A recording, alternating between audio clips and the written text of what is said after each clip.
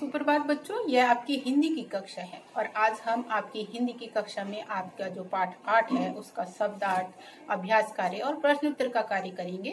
पाठ 8 शरीर का मूल्य हमने पढ़ा था लास्ट की कक्षा में और इसमें जाना था कि हमारे शरीर का मूल्य क्या होता है। ये कहानी के माध्यम से हमने इसको जाना था। इसमें एक गोपाल नाम का बच्चा है और जो 12 वर्ष का है और उसे हमेशा यही रहता था कि उसकी कोई भी ख्वाहिशें, जो उसकी इच्छाएं हैं वो पूरी नहीं होती क्योंकि वो गरीब है। एक दिन यही सोच विचार में वो जंगल में बैठा था और सोच विचार रहा था कि अगर कहीं से मुझे धन मिल जाता तो मैं अपनी सभी इच्छाओं को पूरा कर लेता। तो उसे ये इसका एहसास ही नहीं था कि उसके आसपास और भी कोई है। तो इसलिए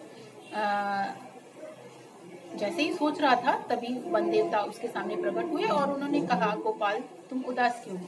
तो उसने बहुत हैरानी से पूछा, आप कौन हैं? तो उन्होंने कहा, मैं वन देवता हूँ।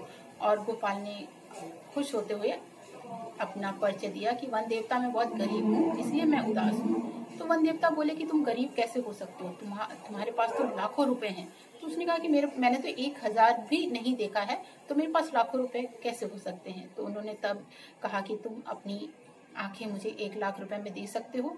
तब गोपाल ने कहा कि अगर मैं तुम्हें आंखें दे दूंगा मैं तो देखूंगा कैसे, इसलिए मैं आपको नहीं दे सकता। तब उन्होंने कहा कि ठीक है, 1 लाख के बदले में तुम मुझे अपने हाथ और पैर दे दो। तब गोपाल ने घबराया थोड़ा सा और उसने कहा कि मैं हाथ दे दूंगा तो काम कैसे करूंगा और पैर दे दूंगा तो चलूंगा कैसे, इसलिए मैं अपने हाथ पैर भी आपको नहीं दे सकता। वन देवता ने कहा चलो ठीक है, तुम अपने हाथ पैर नहीं दे सकते हो तो मुझे अपने कान और जीभ दे दो। तब गोपाल को वन देवता की बात पे बहुत गुस्सा आ गया और उसने कहा, अगर आंख दे दूंगा तो मैं देखूंगा कैसे, और जब मैं कान दे दूंगा तो सुनूंगा कैसे, और जीभ दे दूंगा तो बोलूंगा कैसे, इसलिए मैं आपको कुछ भी नहीं दे सकता हूँ और कृपया करके आप यहाँ से चले जाओ।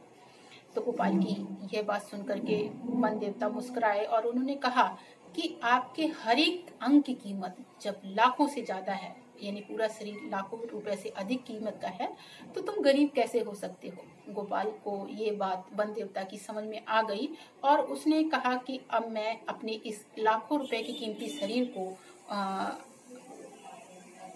सदुपयोग करूंगा और खूब धन कमाऊंगा और कभी उदास नहीं रहूंगा और कभी अपने आप को गरीब भी नहीं समझूंगा और गरीब समझ करके मैं अपने आप को कभी दुखी भी नहीं होऊंगा। फिर वो खूब पढ़ने लग गया, खूब मेहनत करने लग गया। आगे से उसने कभी भी अब दुखी नहीं हुआ गरीबी को समझ करके। तो बच्चों, हमें अपनी गरीबी को करके कभी दुखी नहीं होना चाहिए और सोचना चाहिए कि हम मेहनत करके आगे बढ़ सकते हैं और हमेशा मेहनत करने से ही हमें सफलता मिलती है और वो सफलता ही हमारी गरीबी को दूर करती है। तो बच्चों, आपने अपने अपने शरीर के किसी भी अंग का दुरुपयोग नहीं करना है, सदुपयोग करना है और उस अंग का सदुपयोग जो है वो अच्छे कार्यों के लिए करना है। चाहे वो आँख हो, चाहे वो हाथ कान हो, चाहे हमारे शरीर के अंदर के कोई भी ऑर्गन हो, हमें हमेशा अपने शरीर के सभी अंगों की रक्षा करनी है और रक्षा करते हुए अच्छे कार्य करने हैं। ठीक है, तो आगे हमारा शब्दार्थ का कार्य है, अभ्यास का कार्य है, हम नेक्स्ट वीडियो में करेंगे। So open your book and open your notebook. आपने अपनी बुक भी पुस्तक को भी खोलना है, अपनी कॉपी को भी खोलना है, जिसमें हम इस कार्य को करेंगे। धन्यवाद।